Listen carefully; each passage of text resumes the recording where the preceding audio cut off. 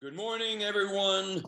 The Good Samaritan is the topic of our discussion to be. Good morning, Chris. Good morning. Good morning, Paul. Good morning, Joachim. Morning to you. We're here to discuss a parable and a sermon that was recently published on the parable of the Good Samaritan from Luke 10. And one of the takes, in fact, arguably the absolutely dominant take on the parable of the Good Samaritan, has it that it teaches us to be like the Good Samaritan. The story of the Good Samaritan is telling us that we should be like the Good Samaritan and help out those in need, possibly give out money to those in need. When you go to church, whatever denomination it may be, you're likely to hear a sermon to that effect, telling the congregation that we should all open our hearts, meaning our pockets, and help those in need. And you see, the Good Samaritan is our model, so we should be like him. Love your neighbor as yourself. So you should love everyone. And since you love yourself, you should love everyone like yourself, no matter who it is. You don't ask if he's good or bad. You just love everyone. And this is very difficult for people to accept in their heart because, of course, we don't love everyone. It's somewhat unnatural to love everyone, especially everyone the same way. And then many people don't necessarily love themselves, or if they love themselves, maybe they shouldn't love themselves. That is a very tricky, thorny issue. And the other problem is, of course, it's a bit imprudent to behave as the Good Samaritan does in the parable. Imagine today there's somebody in the street, naked, half dead, and you go up there and says, "Oh, let me help you out and pick you up and try to assuage your pain, and then take you perhaps to an inn and pay for your recovery." That sounds completely unrealistic, and yet we accept it, perhaps metaphorically, as a sign of that we should try to help our neighbors. If there are those in need, we give out food, we give out money, and so forth. And this sermon that came out somewhat overturns, just undoes this reading, right? And it suggests that it is, if not completely wrong, very, very misleading, and that it obscures the actual message of the text of the parable in Luke. Chris, did you have some passages that struck you as especially telling, especially thought-provoking? Oh, I mean, I highlighted this this part in your article. The phenomenological sermon, you call it. You call this a phenomenological sermon. Yes. And you invite, and thereby inviting the reader to journey back to the heart of Luke's celebrated story. You mean a phenomenological parable in the Bible, not what is the phenomenological sermon? What you were saying, Marco, or Yes. Yes. Yeah. Or, Yes. So Marco's about friend. the parable. Okay. Phenomenological reading. So, a phenomenological reading, and so I think I understand how you interpret the parable and why it has been misread. But what is what is necessary, why call it phenomenological, how is this to be conveyed? There's a footnote on that topic, right? To people. Where would that be? I hope they included it. Yeah, the term phenomena, after Jacob Klein's Aristotelian reading of Husserl, indicates a reading that heeds phenomena according to it's their own mode or logic of discourse. A phenomenological sermon from serere, or to connect, would be a discourse that ascends to meaning or understanding by retracing words back to it, following backwards the downward path that words would have taken to reach the reader. Mhm. Yeah. So going back to the mind of the author. Sure. Sure. I mean, you all watched the Alex Jones thing. I know it's not necessarily relevant, but when you talk about this attitude of love, it's a super flagrant example of that understanding of love, promoted by a fake, corny reading of the Good Samaritan. Basically, now we have a fake and corny reading of this, and thereby, since it's such kind of a keystone parable in the Gospels as a whole. What does that have to do with Alex Jones? Well, no, not Alex Jones, but Kanye and Alex Jones. It was the biggest headline in the world for one 24-hour news cycle. What's the relevance?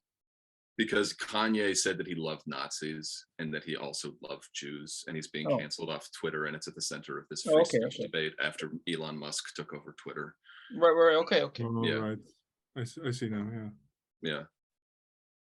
He posted a design that was had a swastika inside of Star David. All this nonsense, all this theater of envy, and of absurdity and preposterousness. Yeah. Marco, I didn't get what the second false interpretation is, according to you. One is indiscriminate love. That's one. Yeah. What's the other interpretation? Well, not the other interpretation, but the other aspect of the moral of the story, the other point that the people come home with once they. Well, it is that it is teaching us to be like the Good Samaritan, and therefore, what follows from this is that you help out a guy who looks like someone in need. Physically, you give out money, you give out food. Somebody's out there in the road, which is stupid.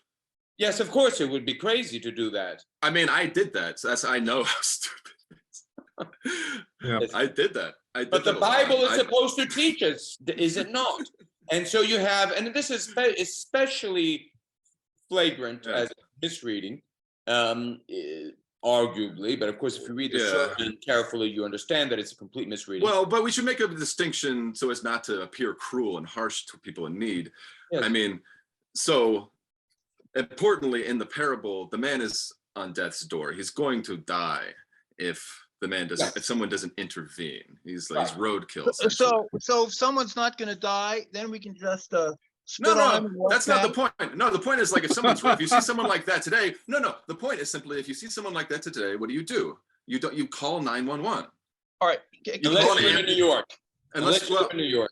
Unless you live in New York, or you call some kind of authority. I mean, maybe you don't, given circumstances, but then those circumstances then become relevant in applying the parable to life. Let me ask my question. Sure. The Bible also enjoins us to love our enemies. And it seems pretty clear that you can love your enemies even though you have to kill them because they're attacking you and so on. So the real question is, how do we love everybody? And what I didn't quite understand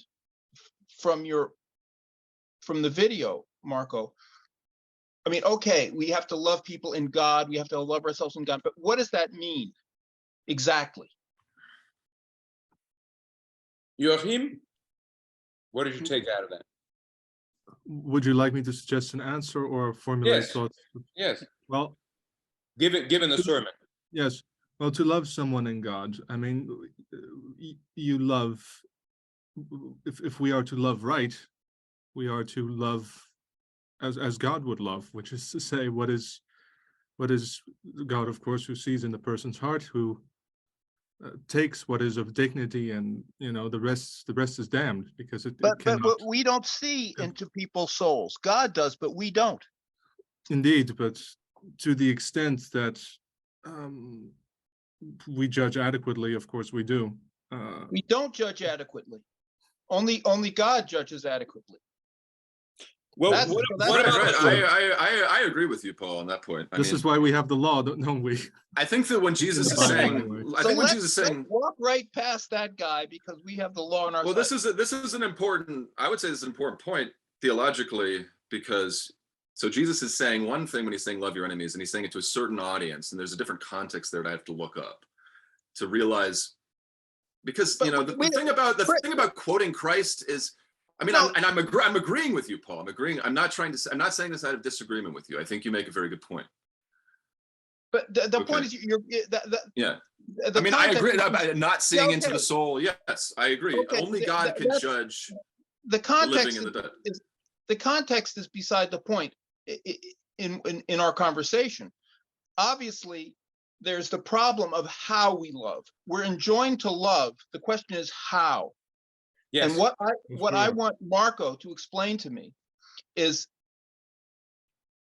aside from these wonderful statements like we should love in God and so on, when it comes down to brass tacks. Okay, well, Chris's point is very pertinent. Love your neighbor. Perhaps we'll have another sermon. I mean, another on that passage. Okay, it is a distinct passage within a distinct rhetorical context. You have to look at of course, the setting. The audience, the interlocutor, the immediate context, references. It is not to be taken lightly. You don't read the Bible, you don't read the Gospel as newspaper, as a journalistic article where, okay, this word is there, it doesn't matter, we'll skip that and then move on to another, and then more or less we got the idea, just general idea. This is a cheap reading, it's trash, and it does not show any respect. In other words, it doesn't show that you are looking up to the author for the sake of understanding, but just for the sake of using it. Okay, let me put my question. Yeah. Another I way. will. That's just a parenthesis to say, well, Okay. we put aside the question of the enemy, but how do you love your enemy? I mean, I'm sorry. How do you love your neighbor? That is the immediate question. I listened Okay. to the video 4 times, and I love it all. I'm in harmony with the whole thing. But the question remains: okay, yes, we should love people in God. We should love people as we love ourselves. We should love ourselves in God. And But that's not all it says about that. How do we love ourselves? You asked the question, right? Yeah. Well, the sermon addresses that question with further precision, does it not? And that is not because it makes it up, the answer, but because the parable addresses that question with further precision. And so the reading of the parable brings the answer out. And the answer is, well, something that pertains to thought now.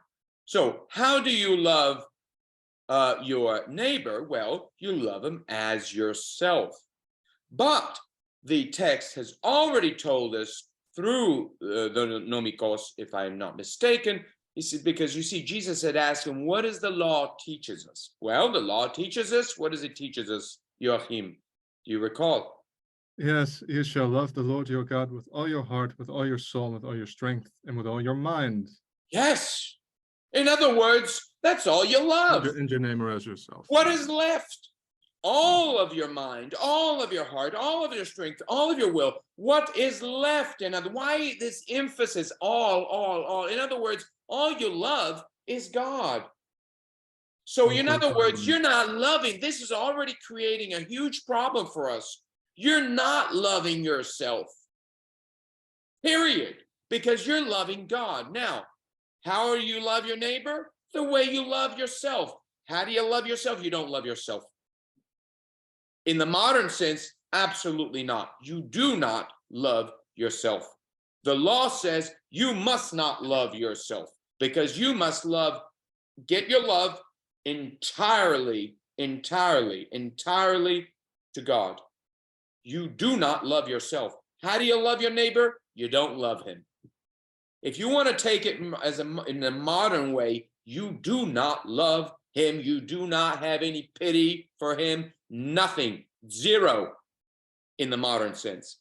But of course, that would strike us as something. Well, that's why I interjected earlier. It looks like the priest. It looks like the priest who, in the other passage, somebody who just, I don't care about this guy. Just get rid of him, right? I didn't want to stay away from him because who the hell is he? I'm focused on God, right? He is almost like carrion, actually. So he is unclean, almost, so to speak.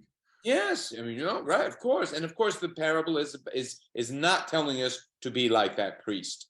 On the other hand, the parable is telling us not to be like the Good Samaritan, but because it has told us that we should, and because it continues, because the law tells us to love your neighbor as yourself. So how, you see, the law is telling us something very difficult. It is telling us love only God and then love your neighbor as yourself. How do we put them together? And this is the question that essentially or implicitly Jesus is asking, right? How do we put these together? And that's where the nomikos asks, well, who is the neighbor? In other words, what does all this mean, right? And of course, the answer that the nomikos himself will give when Jesus asks the question, who in this parable is the neighbor? He says, well, does he answer, well, the poor derelict who fell? No, he says the neighbor is the Good Samaritan. So if you read this carefully, you are to love the Good Samaritan, not be like him.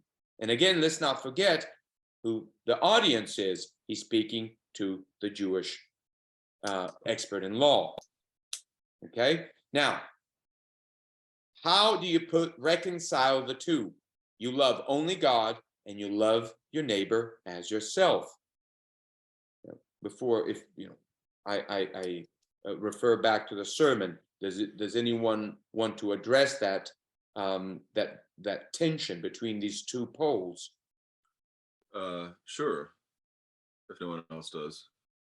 Oh, I'm afraid I don't understand.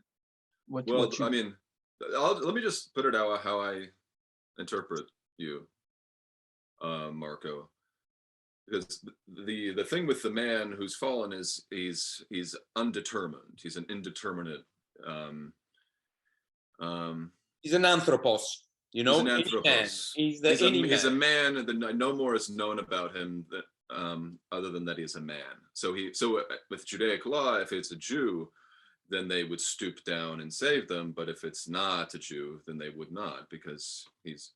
Well, maybe he's a good neighbor. Maybe he's a neighbor, but you see, he doesn't have to necessarily be a Jew. He could be some kind of decent person from another. Maybe he's a pagan, but you don't really know. Yeah, you don't. Yeah, so that it's right, exactly. Well, that's the point. You don't. He could be indecent also. He could be anybody. He could be anybody. Decent. Yes, but in fact, here we're not considering him. This is precisely the point. He's stripped naked.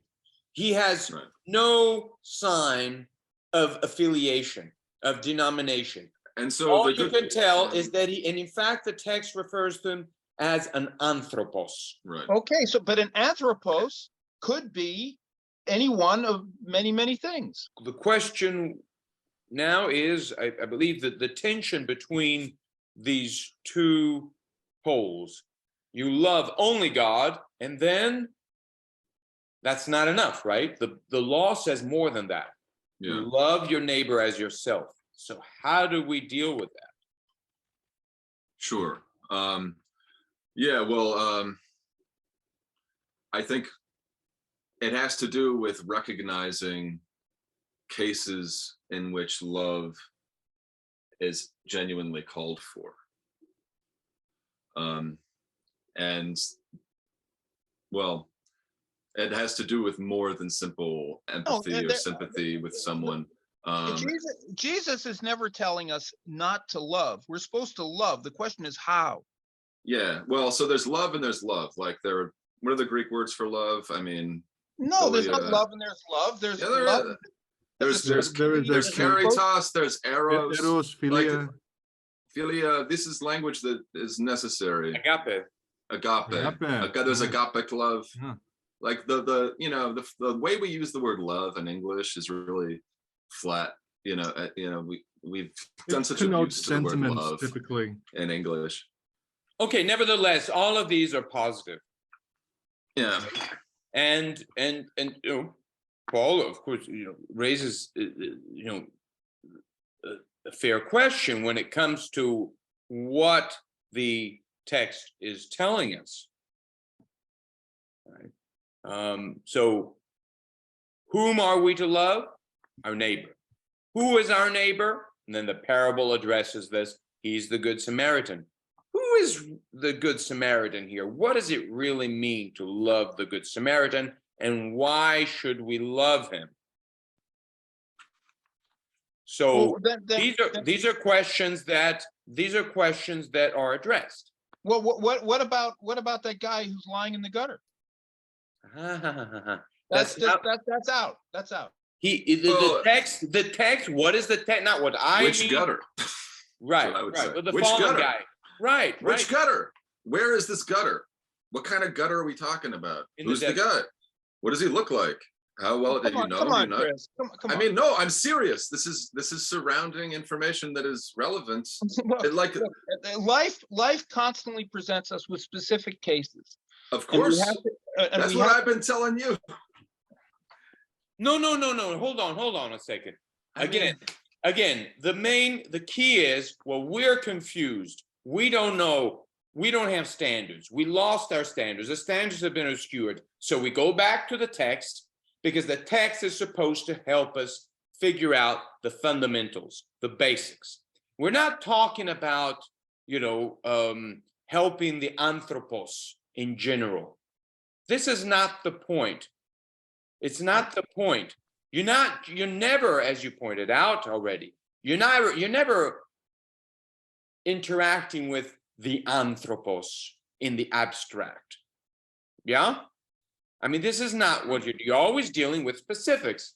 Chris, you pointed out some of the specifics, the coordinates. Obviously, there's a setting. What gutter? Where are we here? Are we in Ukraine? Are we? What's going on here? But these specifics are not to blind us to the fundamental problems. We'll deal with the specifics. It's going to be your call. Your call. Sure. Whatever situation you're faced with, that's secondary. The real question is foundations. What is the anthropos? Well, can I just interject one thing though, please? Yes. So, why do people write novels? Why do people attempt to convey human drama with great specificity and all the particularities inherent to ethical dilemmas of one kind or another? It's because oftentimes you need that level of depth to truly understand why certain judgments are called for in certain situations and not in others. Yes. Look, that is why when the nomikos asks Jesus, who is the neighbor, right? What is a neighbor? He says, what is the neighbor? What does it mean to love your neighbor? Jesus, he may very well be expecting a legal answer. Give me the proposition, the universal proposition, the statement, the 30 words or less answer. And instead, Jesus gives them a parable, which is to say, he retells the story of what is behind the law. Every statement, legalistic statement, presupposes a story that led up to that formulation. And the Gospels do precisely that. They open us up. They open up this whole horizon of pre-legal life. Okay? Well, it gives well, a Marco, story that was behind the legal proposition, you behind make the that law. point. You make that point very clear in the video. Good. But I still come back to my question. What does that mean exactly to love people in God? Okay, so that has been addressed by the Gospels. It is addressed and is brought out in the sermon. So we have, in order to address that question, we need to go back, and the Gospels invite us to go back to this tension that is to the law. What does the law say? Because what authority do we have to answer that question? We go to the law, first of all. Not everybody has the law. The Jews have the good law. So we go back to the good law. And what does the good law tell us? All of your love goes to God. All of it. All of it, in all respects, your will, your mind, everything. Boom. Then it says, however, hence the tension, love your neighbor as yourself. Now, this proposition has been systematically construed in a mechanical way, as we always do today. Modern man does everything mechanically, right? So we assume everything in a stream of compulsion, following the habits, the expectations, the prejudices of our age of compulsion. We assume that we know what that means, right? Love your neighbor as yourself. Mechanically, same way. I love myself, we assume, and therefore I love my neighbor to the same degree. Wrong reading, bad reading.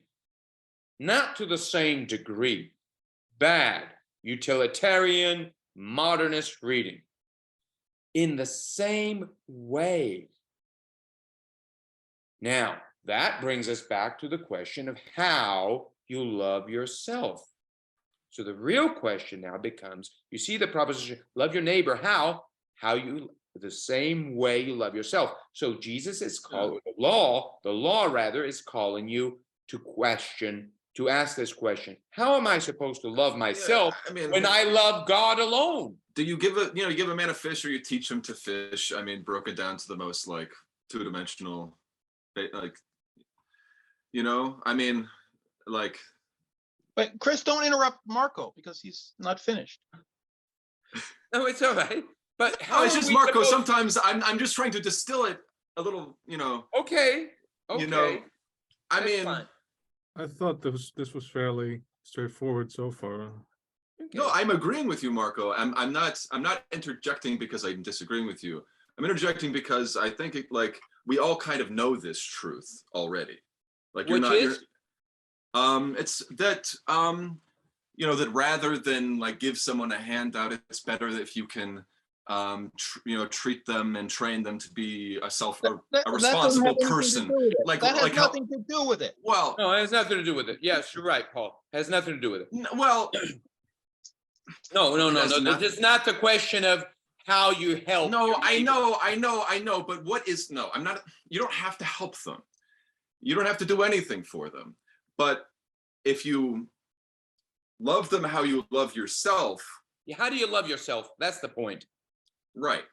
So how do you love yourself? In all kinds of ways. I mean, no. The gospel tells us.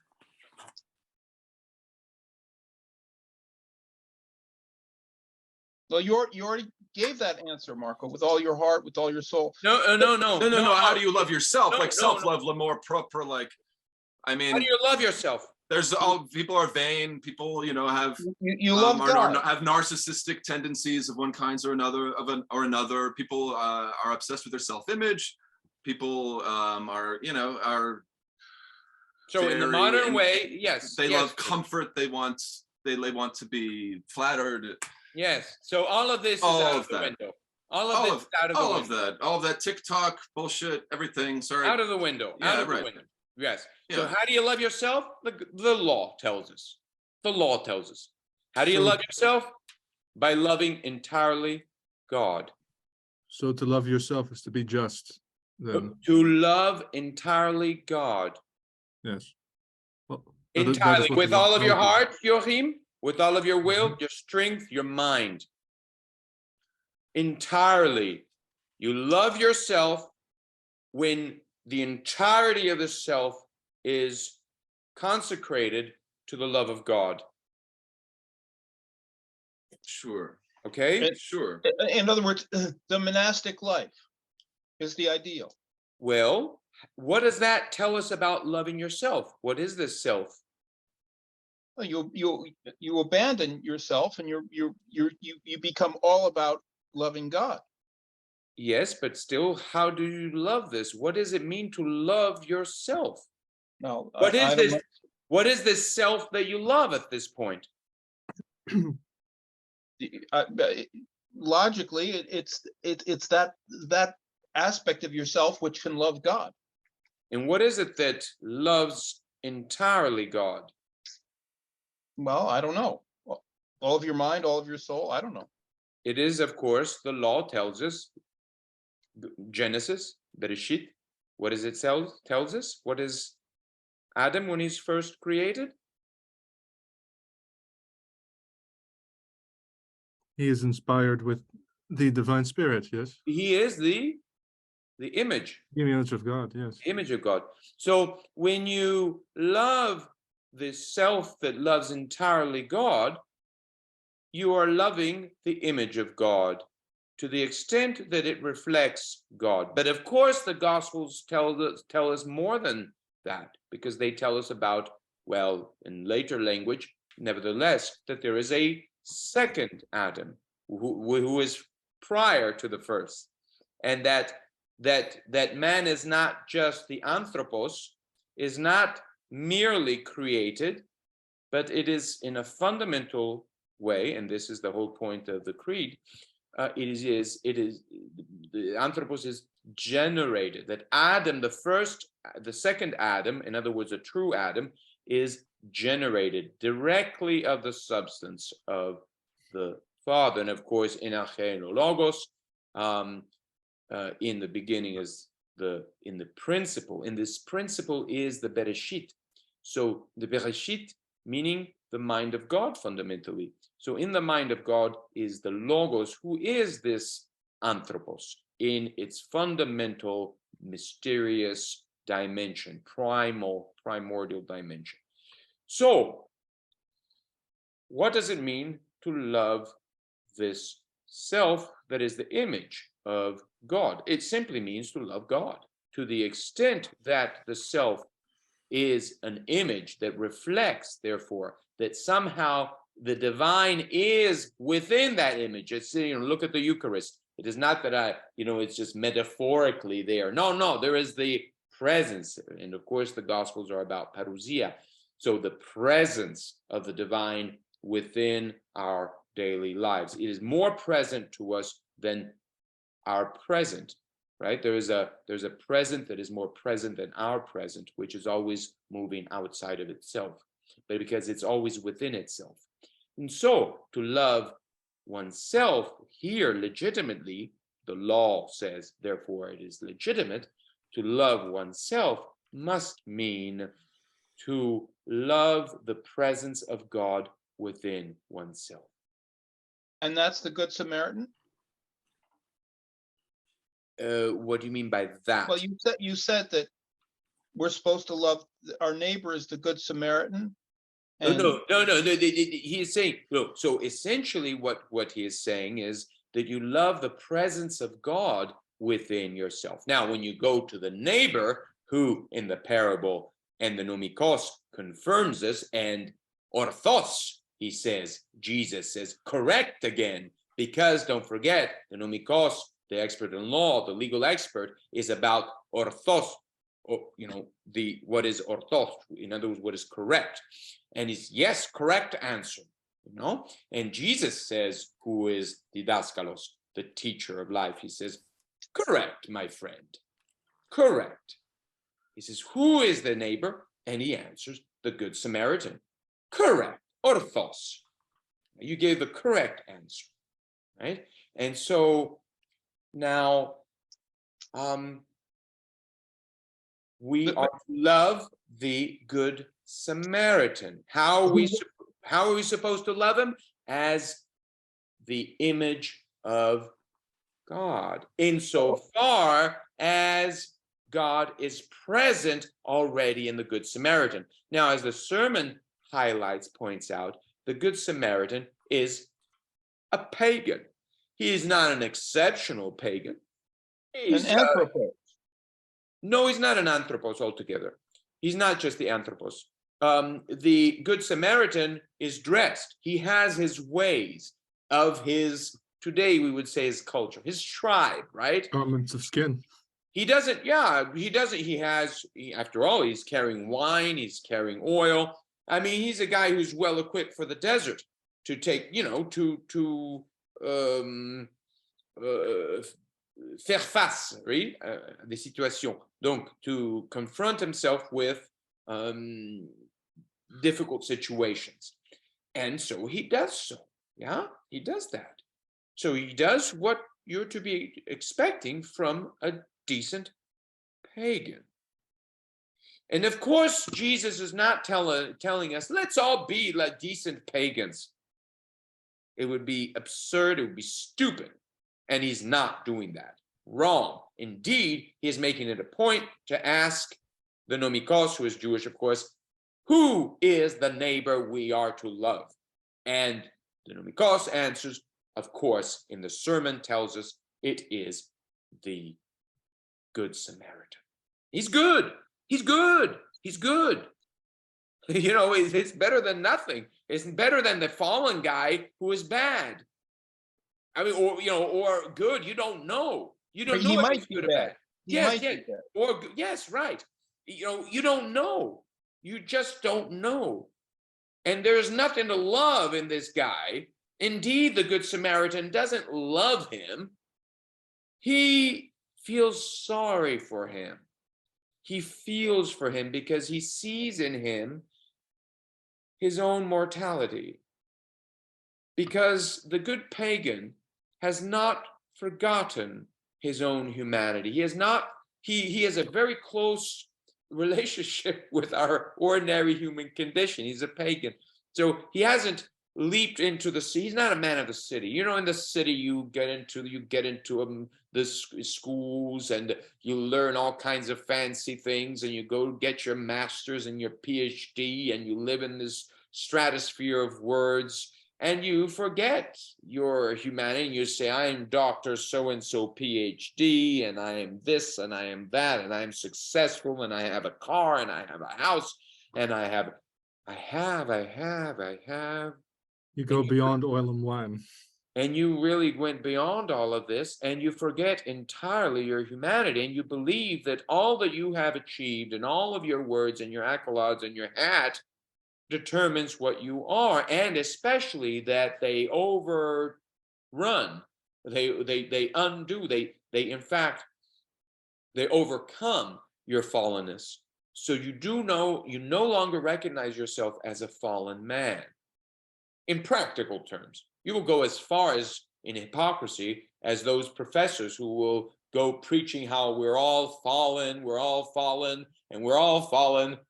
And this whole stance, it's as if like those who say, I am so humble, I am so humble, I am so humble. And they're actually doing the opposite. I'm fallen into the coffee and the shop. priest, you would expect this priest who walked to the opposite side, right? The opposite side of the road to be the same way. He's the guy who is saying, I love, and then nothing. It was Completely the other way. So he's alienated from our common humanity. And this is really the key, to recognize that the divine, because the whole point of the Gospels, what is the message? To recognize that the divine is not merely present. It's not present merely in the laws, but it is also present in the pre-legal setting that then served as a stage for the revelation of the law. The law came to respond to that setting. Tribal warfare and so forth tells you something about it. But the law itself was not enough, because if you take the law as an end in itself, you end up like that priest who ends up in his bubble of laws. Well, And he, you know, Marco, but so I say again, the ideal then is the monastic life. not necessarily, no. Just recognizing the ideal here, for in terms of how are we to live, would be the life of those who follow, who seek and follow the truth as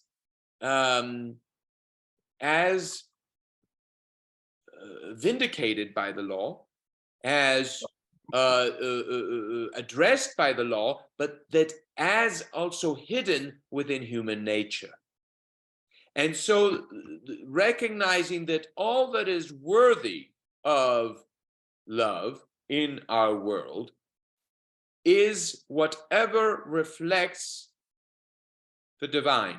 To the extent that something does not reflect the divine, it is not lovable at all.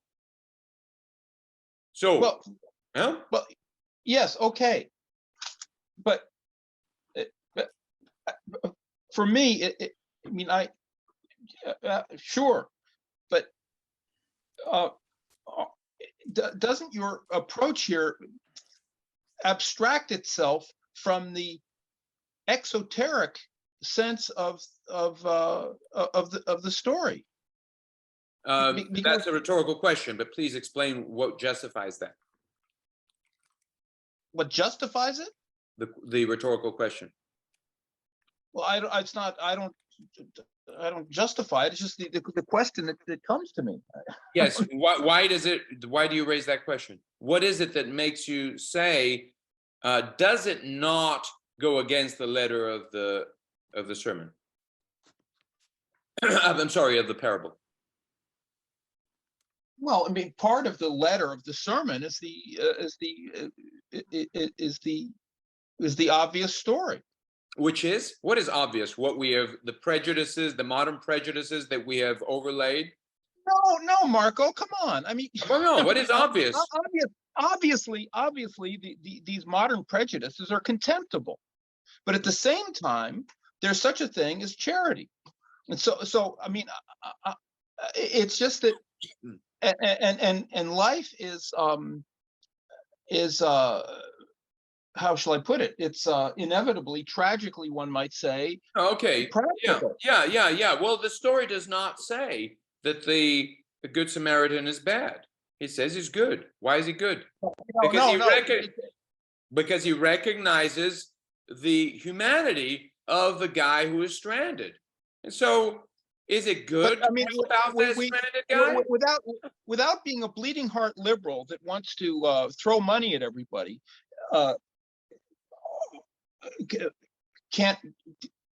shouldn't we, in an intelligent way, recognize the humanity of every person? Sure, but like, just look at how, Starbucks markets their stuff as helping. Oh, Starbucks, for God's sake. And more broadly, like, I'm just like, we can inject some levity into this discussion sometimes.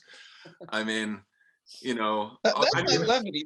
That's a whole different. Well, like, people like give $5 and they feel like they're doing a really good deed, or they put money in the collection plate. They feel like they're. Well, we're not talking. We're not talking about obviously stupid things. We're trying to get to we're trying to talk about the really foundational aspects of the parable, which also touches on the problem which has been completely perverted today of charity and how we should react to certain Okay. kinds of situations. And I completely agree that we should be reacting to things with the idea that what counts is But God. I guess what I think is genuinely charitable is to have, I don't know, to have a certain amount of curiosity about people. Um, But that's all about judgment. So the guy's lying in the gutter. He's obviously a crook. He's bad. Our judgment, our just well, why judgment is he of him, obviously a crook? because we know him. Why are you It so assuming? But happens why that do we you know go to that? Why is that your obvious thing? Because it so happens. some people might go to the opposite, that obviously this guy has been harassed and obviously this No, guy is No. But- Paul says you know him. You know him. It Look, so if he is in this hypothetical, well, in your hypothetical, of It course so you won't. Of happens. course you don't. You don't intervene because it'll be stupid. yes, it so right. happens- You have to go to the law to answer that question, Paul. And then the law says, well, if this is a very bad person and he does not reflect in his life God, then no. I mean, The I would law call will take care. 911. I would call the cops if that was an option. Yes. Like, I'm a modern Yes. man. I Yes. grew up in modern society. Yes. So like Yes. the way I imagine that scenario Yes. is like even like hearing about this Yes. parable growing up, or like telling this to my son who's Call the 5 years old, guards. like, why Call don't the they call the guards. cops? Like, Yes.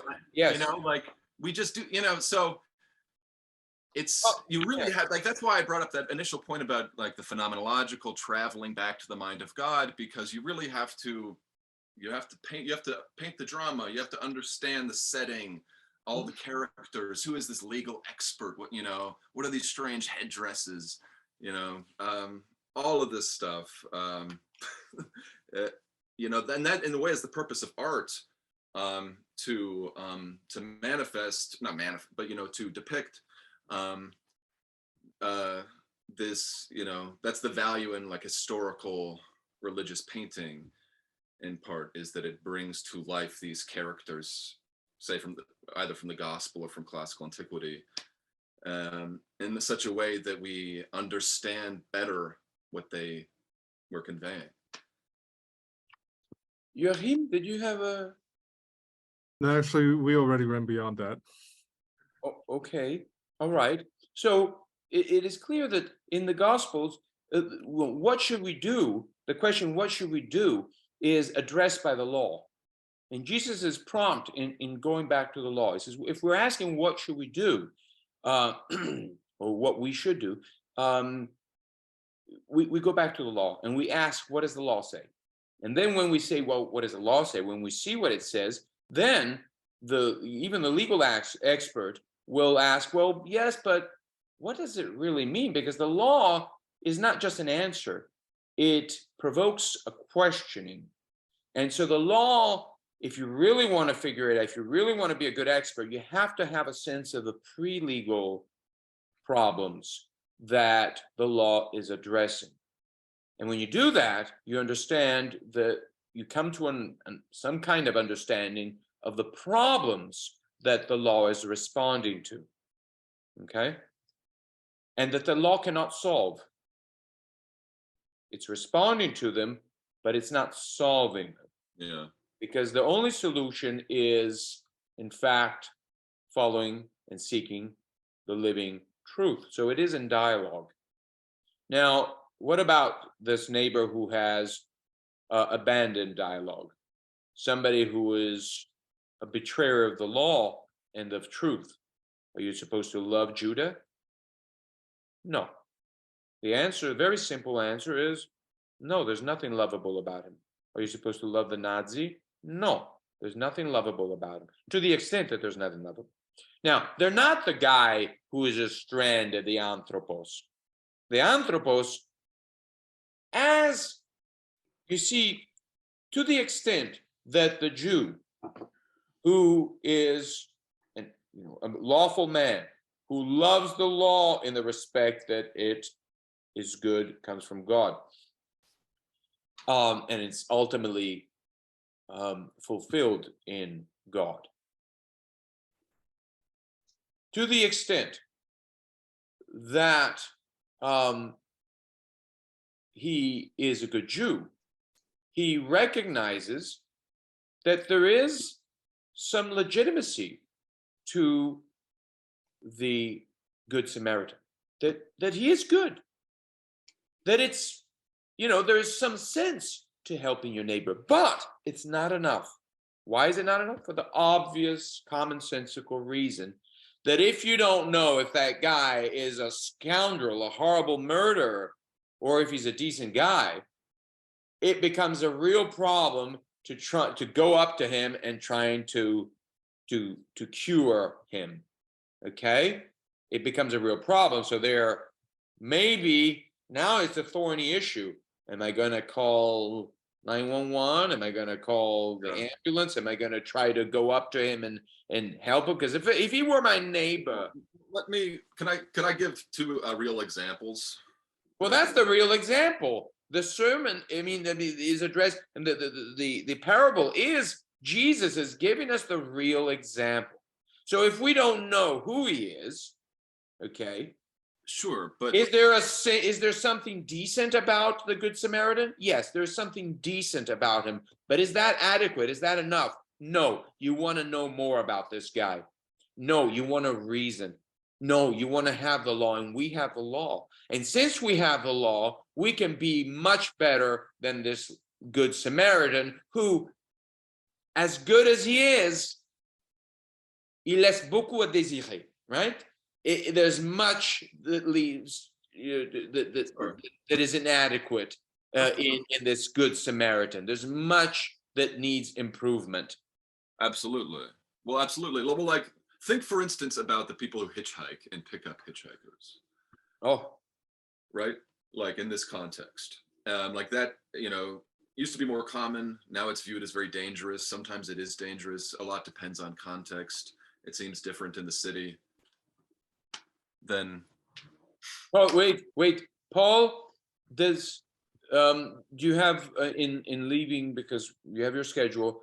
Do you have a thought there that you want to, that you could share? Well, no, there's too much to say. It's such a big thing. So we'll talk about it another time. Okay. All right, Paul. Nice to see you. All right. Well, have a good day. Yeah. All right. Namaste. Bye. I've picked up hitchhikers a lot, like more than I can count probably. Although I don't have a car anymore, so I don't do it. And also, I have hitchhiked before and have been picked up. Right. And there's always this kind of like the concern when you do that. If you are a derelict, if you are dangerous, if you're entering into a situation that Yes.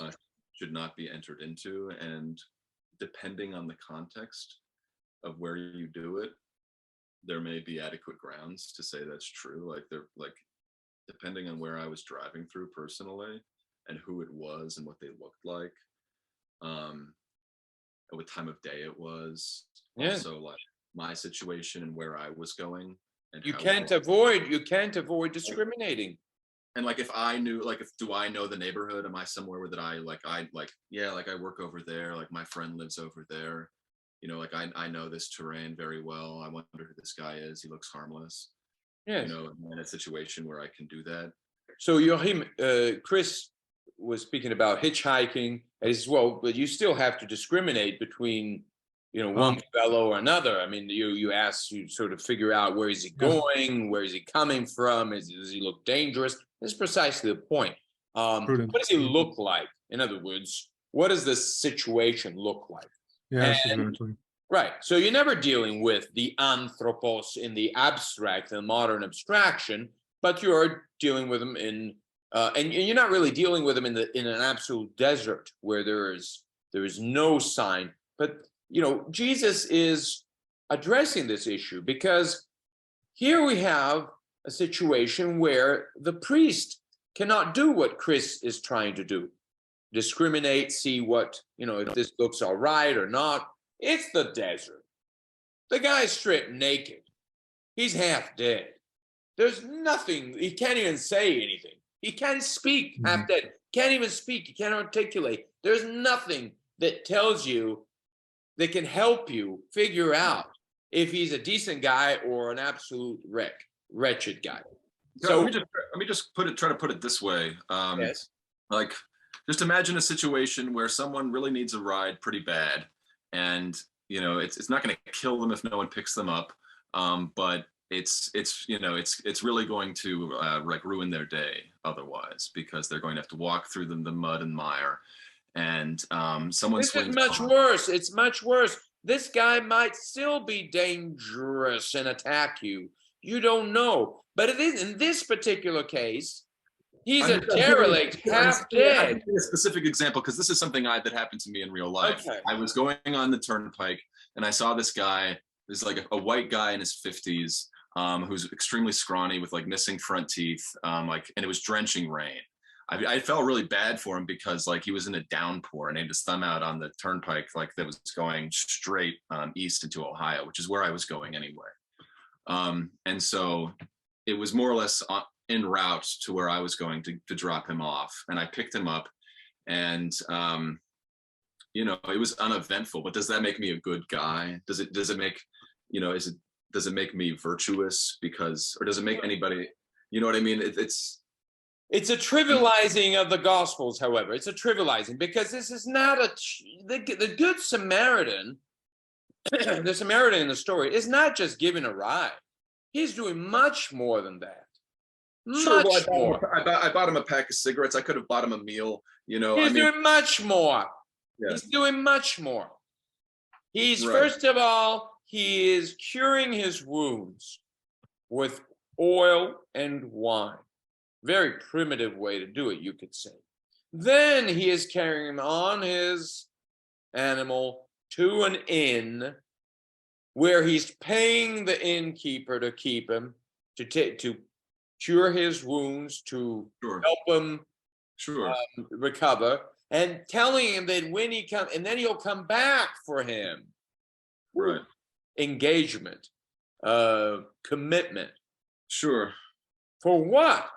Obviously, it cannot be taken like anything, like all good poetry, like all good writings, cannot be taken stupidly, superficially. So Face value, face I'm not value. trying to take it superficially. I guess what I'm trying to do here. No, I mean, like face value. I mean Sure, face what value.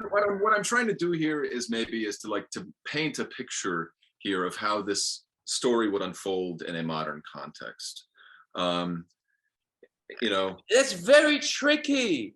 It's very Yeah. tricky because the story has its particularities. It has its Right. setting. It I has know, everything. like, And the question is, how does this setting, how does this story with its specificities yeah. help us? How does this poem help us understand the message, the truth, really, about it? What is the issue? What is the problem that it's helping us return to, expose our lives to? Now you say, well, let's give it a new version, Well, transpose it, and let's have Otello with the new play. well, Opera. They do this, mean, transpose it into a postmodern rap version, Shakespearean rap version.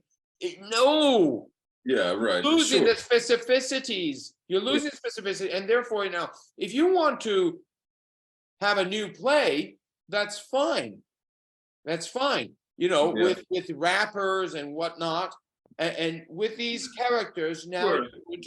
you're going to then readdress the same problem, but that is something that we could do at some point once we do, let's say, with justice, only once we have grasped the message of the original story. Well, I feel that I have grasped it somewhat, I guess. Well, but that's fine for you. But Yeah. the question, the whole point of our convening here is to do our best, to Yeah. bring that to light.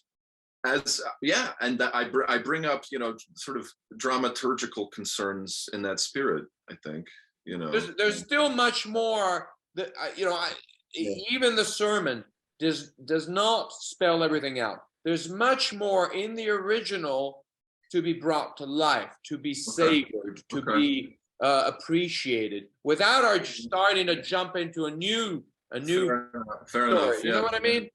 And Why that's my why I appetite for objected. novelty is- That's I don't why, know. right? That's why I objected. Yeah. Somewhat I objected. know, yeah. Oh. I get it, yeah. when Paul asked me this question, well, what if new scenario? Well, make it clear then, and make it clear in what way I'm not understanding it fully. If I'm not. No, it's not about you. Not that, but yeah. But where to go next in the discussion? Well, is there more? Is there more in this parable that deserves to be explored? You see, this is my concern. I love the parable. I love the text. I don't love it for its own sake, but because it gives me enough to return to ponder and appreciate the fundamental problems. Okay. Without my having to come up with a new story, a new example. And I know that it might have sounded a bit dismissive when I said, well, Paul, you're giving me an example from moral I get it. 101. I get it. But that's what he was doing. And when you go to a moral philosophy 101, what do? They give you hypothesis number 1, hypothesis number 2. What would you Probably do? number 60 something. Let's brainstorm, right? They do this in these very famous, very popular courses in Harvard. They have them online. Very famous professors who pass as philosophers. And that's what all they're doing. And then they brainstorm. What would you do? What makes sense? What is useful? Utilitarian, expediential. But what is the ground? I don't know. I guess I try to moderate your stentoriousness sometimes, Well, the love of the law. I mean, we are in the gutter today. We're all in the gutter. We have lost appreciation. We have lost appreciation for the sacredness of the law. And Jesus is helping us recover. And of course, Luke is shedding light on this, these circumstances. So he's helping us appreciate the law, not reject the law, but appreciate the proper function, significance of the law. So the law is there not as a solution. It does address our problems, but it addresses them not as a solution. Of course, this is a standard situation in the gospel, right? But not only in the Gospels, because of course, if you ask a good Jew, he will tell you the same thing. And of course, the good Jew was speaking there, was he not? So he'll tell you that, well, what's the point of the law? This Samaritan is not capable without the law of well discriminating. He just can't, if we go modern, we're going to go the way you suggest. How am I? Is he good? Is it used? Is he dangerous? Is he this? Is he that? You're in the gutter. You don't know. You don't have the law. You're speaking as a pagan who tries to make up for the absence of the law. You're being a pagan who is better than the Good Samaritan. But the Gospels are not telling you to be a pagan who is better than the Good Samaritan. You see how when I ask these questions, when we are ruminating on this new question comes out of the Gospels, you see. I haven't come up with a new story. It's still that. So the Gospels is not telling us to be better than the Good Samaritan as pagans. If anything, he's speaking to Jews who already have the law. Now, what about, of course, the apostle brings the law to Rome, and the Romans don't have the law. What about Christianity being for people who don't have the law? Well, of course, Christianity does not do away with the law. It brings the law to those who don't have the law. But this is precisely the problem that is raised in Luke 18, right? And this is the second sermon that came up, or that is coming out in the press, and maybe we'll convene again for that. So, how do you deal with that? How do you share the law with those who don't have the law? Well, first you have to convert it into something that can be in a format that is shareable. Downloadable. Universally downloadable. So how do you convert? What do you convert the law in? And of course, the priest there had converted it into money, and that's why he found it basically impossible to share it. But that's a sequel. But it's extremely precious, this passage, and it's been raped by modern men. It's been modern men and women, and whatever's in between. Yeah, If anything is there. So people. It's been recorded. Right. So it's Right. been raped, and that's why we end up with these. Well, what about this scenario? Hypothesis number 4430. So what about this scenario? And how does this gospel help us address this scenario? What? That is an entirely modern approach to the Gospels, which rapes the Gospels. Okay? It rapes the Gospels. It betrays the whole point. It obscures it. It contributes to the obscuring of the Gospels. We're not seeking new examples, new scenarios. That's not the point. He gave us the scenario. That's what poetry is all about. Giving us a good scenario. You have a better scenario than that? I have yet to come up with a better scenario. Don't sermons often make use of the Good Samaritan, though, in precisely the way you object to? What sermons? Sermons at church regarding this passage. Well, that tells you something about the churches. And as I pointed out elsewhere, to say that the church is a church of sinners is a euphemism. Is to indulge in a euphemism. For indeed, it would sound much worse if we were to say that the church is a church of hypocrites. Mm-hmm. So we say they're all sinners. Well, sinners we can swallow. We can swallow that bone. But it would be harder to swallow the bone of hypocrisy. So, Yeah, Kanye 2024. Now, so that it's a very tricky one. It's a very tricky one.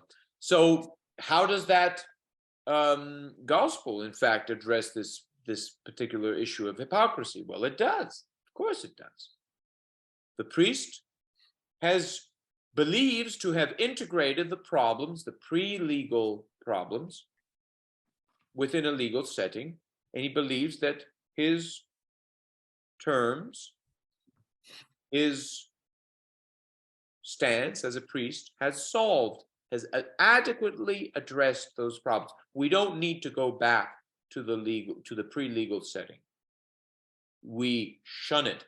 We're on a new setting, which is made of words alone, that are alienated from our natural, what the philosophers would call our natural context. They're alienated from it de facto. We pretend that we have integrated those problems, we have settled them within strictly a legal setting. Hence the hypothesis number 345.7, A, B, C. Right? Because now we can live in the world of hypotheses, rhetorically generated situations. And so we can just... Correct. Yeah, well, correct. What's correct? Your opinion. What do you believe? What is your point of view? We're in a realm of abstractions that is horrific. Alienation on stilts. What's your take on it? What do you feel about it? Joachim, what do you feel about it right now? Well, between ourselves, we get nowhere, so the regulations come in, and they're plenty exact. Oh, well, I mean, no, maybe I shouldn't quite say that. That's how you feel about it now? But now, how do you feel about it? As opposed to 2 seconds ago? Differently. Yes, of course, we're all different, you see. No, the problem that it is addressing is one of alienation of speech from fundamental problems. The fallen man is the fallen man. The fallen man. And as you see in the article, in the sermon, the Good Samaritan is at best, and that's what is good about him. He is a shadow of divine providence and only a shadow. And that's what makes him good and lovable. That he is somehow reflecting the work of God. Are we to reflect it somehow like that? We cannot be. Not only, you see, this is the problem that Strauss raises. Not only should you not be the Good Samaritan, should you not try to imitate him, but if you do imitate him, you'll go beyond him. You'll go past him, and you'll be compelled to be better than the Good Samaritan, as your point was tacitly pointing out. You see, Chris, you will feel compelled to be better than him, and you're going to want to ask, "Who is this guy? Am I stupid? I can't be like a good old pagan." So modern man tries to be a pagan, but he feels compelled to be better than the pagans. Yeah, right. A scientific pagan. Yes. Yeah. Yes. And he ends up with this absolutely horrific alienation from the fundamental problems. And he ends up in Moral Philosophy 101, Hypothesis 4567, B1. The question is, does he end up in a trolley or on the rails? That's really all you want to ask. People get trapped in such strange mental prisons. Yes, it's a labyrinth. And then they will rejoice about this labyrinth. You will be a deconstructionist, a semiologist, Umberto Eco, and say, well, the Hispanic version, and say Spanish, and then you'll say, well, language is a labyrinth, and let us rejoice in the face of this constatation. Let us play the game. We're in this labyrinth, and let's make new labyrinths and labyrinths within the labyrinth, and then we'll have a career out of that. Well, God help you if you find your way out of the labyrinth. Oh boy! I had a student of his over for dinner once. He was telling me about how he was doing work for an NGO, teaching history in conflict areas in the world. Make sense? I reckon so. Well, it is, there was a British who tried to do that with Hitler, and it didn't work. He thought, it was enough to smile and shake the guy's hands, and then went back to Britain and said, well, that's the end. We're not going to have any war. The next thing you know, Poland was invaded. So, no, I mean, and he didn't even find Hitler in the gutter. It turns out that was... Yes. Yeah. Well, no, but it's this is a terrible situation that we find ourselves in, and the Gospels help us understand the problems, the whole dynamics, and how we get to our current predicament. Avant la lettre. And the fundamental issue here is the alienation of the human from the human. So the dehumanization of man. And this is what you find in the priest. And so now modern man, of course, tries to be better than the Good Samaritan as a pagan. So he's not willing to take the law as sacred. That's why he needs his new hypotheses. So what does he do? He uses the law to become a better pagan, a scientific pagan, as you pointed out, Joachim. And he ends up being even worse than that priest. Yes. Not only will he step on the other side, but he will make it a point to devote himself to the systematic annihilation of everything that is natural. Well, he'll put the guy on pills to take the pain away and then put him in an asylum. He'll recycle him. Oh, you mean the guy who's Yeah, fallen? the guy by the road is okay. I'll amputate. Yeah, it and not only that, no, but not only that, not only will he use him as for what is that, the green, soylent green, no? Oh, green. Not only will he use him to make food, but he will also attack the Good Samaritan. Yeah. Cancel him. Yeah. Yeah. No, the Good Samaritan is bad. He's good. He's Yeah. very bad. In fact, he could be even an expression of radical evil.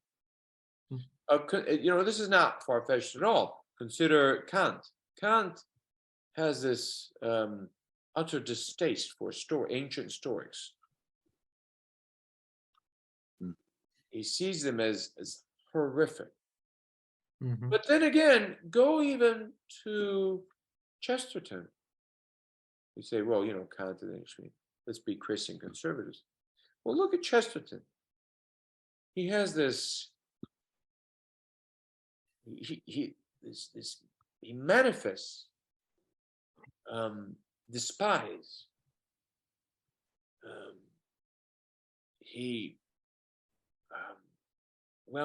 For ancient Stoics. He says he accepts, you want to be a villain, a real bad guy. I'll accept that. You're a bad guy, you rejected God, fine. Then, of course, you want to be a good Christian, of course, that I honor. But don't give me Marcus Aurelius. Don't give me these noble pagans. That I cannot accept. That's the worst thing. Yeah. Why does he say that? Why? Because it's easy for him to stand out in the face of a bad pagan. But the good pagan makes it harder for him to say.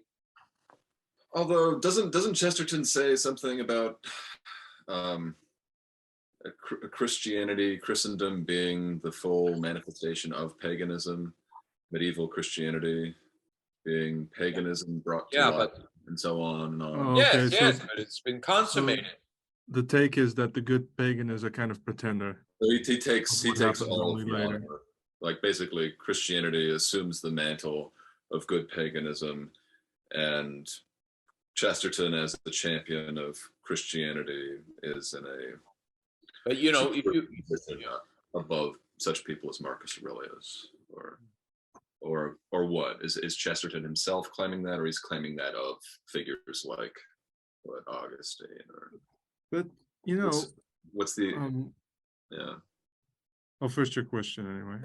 I'm just trying to clarify what it is that how Chesterton sets it up, but what I wanted to ask was how Chesterton's objection against the notion that there could be such a thing as a noble pagan, if I understand correctly, relates to sort of the distaste against the stories, because what I see in Christian intellectuals or even biblical apologetics of any kind is justifying the violence of biblical stories and of the old myths. And then, of course, you even have listened to Orthodox priests sometimes, or priests generally, or intellectuals also saying, these pagan gods were violent and, they were rapists, and our God is very, immoral, according to what we are used to. I hear all of that, yeah.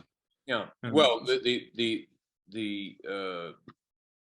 just answer to that allegation is that those gods, those depraved gods, were not the original gods. If even in Homer, you see, even in the Iliad, you see suggestions that not not formalistic statements to this effect, but evidence that is shown to you that the gods that are considered by in the Iliad are not the gods in their original character. And so it presupposes an earlier form of, shall we say, of religion that was not, in fact, affected by that corruption, by that depravity. So if we really want to look at the original condition of the original impulse, the original spirit of pagan religion, then we should probably be looking at the Christian principle that divine providence is latent in nature. Okay, yeah, that there is a divine motive, and that motive is obscured. There's no question about that. Is it obscured? Is it only in paganism, or is it not obscured also in Hebrewism, and so in Judaism? Is it not obscured also in Christianity? That original motive, that motor. Well, yes, of course.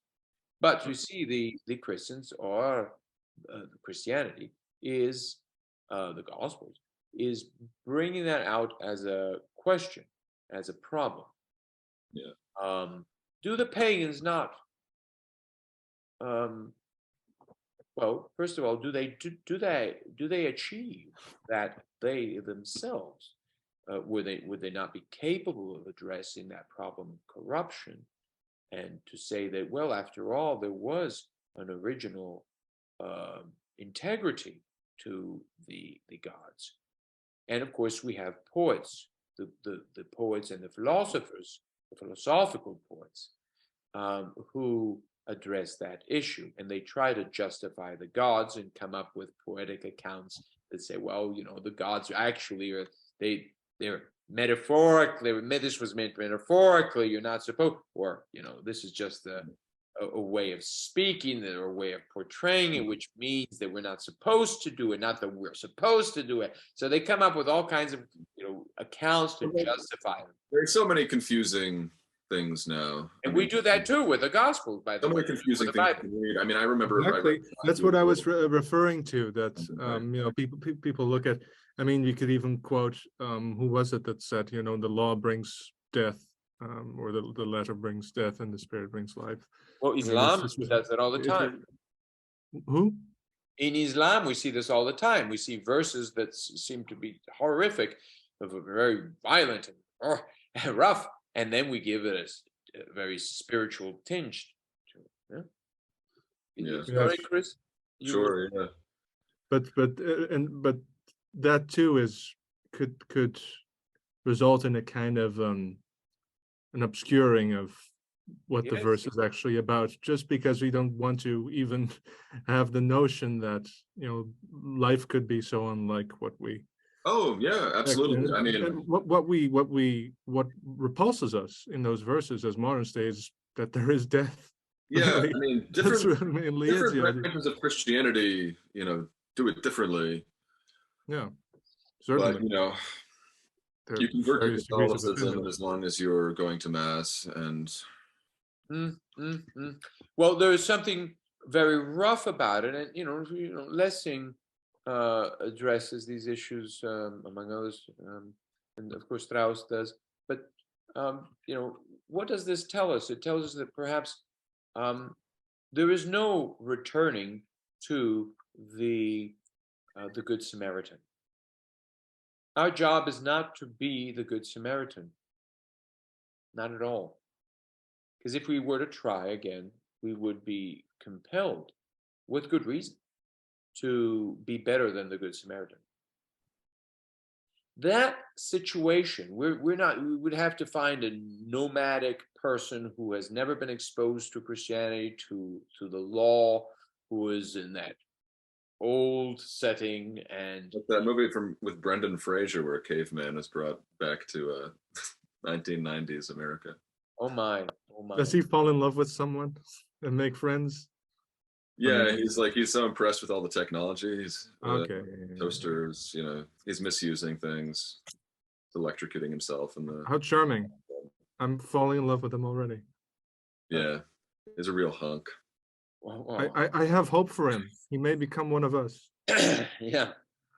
Well, if we cannot return to that situation as it was, we can nevertheless, it'd be extremely difficult to imagine. We can, if not impossible, we can nevertheless think about it. And we can see it as a mirror of the fundamental problems that that are seated at the heart of our human condition, of our common condition. So we can still learn from considering it. Sure, So absolutely. what if we cannot return to it? Does that mean that we are compelled at this point to be like the priest? Well, clearly Jesus says no. Does that mean that we are to be even worse than the priest, as the moderns achieve? And so we, as I think has been adequately brought out a while ago now. No. So what is the alternative? In Rousseau's terms, Jean-Jacques Rousseau, I'd like to go back to nature, the state of nature, but I can't. So I'm stuck. I'm compelled, therefore, being stuck, to go along with the modern tide, which has its certain scientific advantages. So this is really the modern position. You don't like to advance into the technological universe, but you feel compelled to do so. You recognize that there's beautiful things about the natural life, but all you can do, and Rousseau saw that ultimately his consolation was, or his synthesis was, botanical plants. Yeah, So I've been cutting trails through the woods behind my house. well, okay. So if you go far enough, you get to this horse pasture. It's quite cool. Nothing's wrong with that. Nothing's wrong with It feels very Rousseauian. that. Right. But Yeah. obviously it is not addressing the problem of the good life and what life we're called to live, insofar as the human life has a character of a mandate. We are awakened in the morning. We don't wake ourselves up in the morning. Our heart beats, we breathe. Unless you set an alarm. No, but then, this is the modern contrivance. The alarm, none of this would always work. sleep through your alarm, I guess, if you're sleepy enough. Air conditions, no electricity, no batteries. This is the contrivance. The machine replaces, Yeah. the modern machine replaces God in our imagination. Yeah, sure. Because we're using the machines to alienate ourselves further and further. Like B.F. Skinner, the behavioralist psychologist, Yes. who trained rats to do all kinds of things. He used the same technology on himself. If you read about his personal habits, how he worked, he had these alarms that would go off throughout his day. They would cue him to engage in periods of various tasks. Well, he was an incredibly strict, self-disciplined man. Kant, Immanuel Kant. These inventors using their technology on themselves, their psycho-technology, whatever it is. Yeah. To the self-fulfilled prophecy, everything is controlled, and of course, as Goethe put it, you reach the point where you really are incapable of saying, of telling if you are controlling nature or if nature is controlling you in your delusion of controlling nature. So in other words, you ended up in a little bubble where you believe that you're controlling everything, but that bubble itself is being controlled. So who's pulling the strings? Who's pulling the strings? And this question becomes especially hurtful when we don't like what we're doing. Even in retrospect, we're dissatisfied with what we're doing. So why did I do something I'm not satisfied with? Yeah. Had I known what I was doing, Right. would I have done it? Or maybe I know that I'm doing something that is distasteful, and yet I do it anyway. Why? So, oh boy, that's the recent video that I have on the Petit Prince, right? Little Prince. Yeah, a little prince. Addressing that issue. Something you can. Yeah. So, but okay. So the Gospels are really serious business. They're really serious texts, and this in particular. Now we've seen this Luke 10 shows us how serious they are, and how they provide a setting for reflection, for debate, without our needing to improve upon it. Yeah. Okay. This is, and they've been underestimated. Not only that, they've been treated as rags by the most sophisticated scientific scholars, because indeed those who supposed to be taking it seriously are studying all these etymologies and so forth, and they're giving the scientific readings, and they will go into the various resonances and intertextual elements and the history of the reception, and they will have a PhD on this little passage, and yet they will have done nothing better than become a horrible version of that priest. Yeah. Much worse than that priest. That priest was bad enough. He just left. Went on the other side. Okay. All right. So hopefully this discussion will have served its purpose to bring attention to the importance of the Gospels, an importance that is not to be obscured by the two attitudes. On the one hand, the Good Samaritan doesn't know the law, right?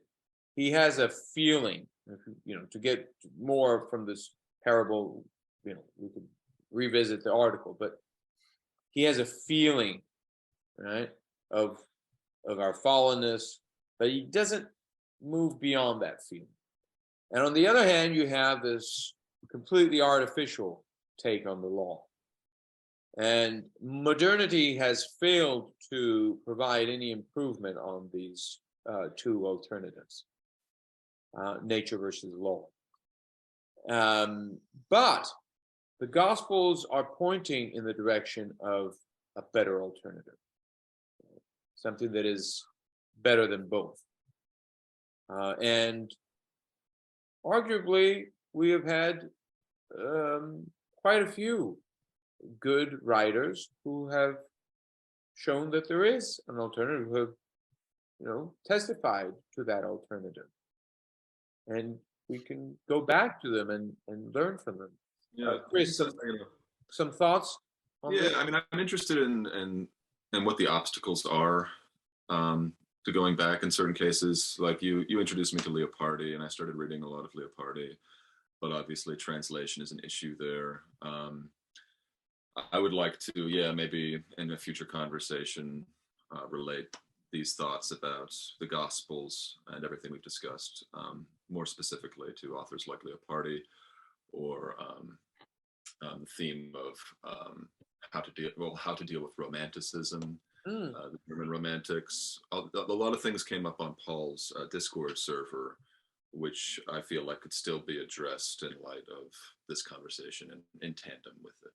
Okay, we should pick some precise source My thoughts are kind of all over the place right now. and address it, and address that. Yeah. Look at a reading, and we look at the passages, and Right. Right. Yeah. Yeah. If I have any good ideas in that regard, I'll let you know. all right, Right now I gotta go, but this is all right. Pleasure to see you again, Chris, and to see that you're still thinking. Oh yeah, trying to. Namaste. Hi, Chris. Joachim, Yes. the stage is yours. Well, what I'm left with is I haven't resolved the question that the Nomikos is asking, and so I will revisit. I will peek in the comment section, as they call it, and I will also revisit Exodus to read about a certain man named Jethro. See what I find there, bolstered with these new insights. Good, good. For further questions, you're always welcome to raise them, and if you have an idea for a further conversations, maybe we can organize some. Okay. For sure. All right. Well, all the best, Joachim, and we'll speak soon. Yes, sir. Bye. Bye-bye.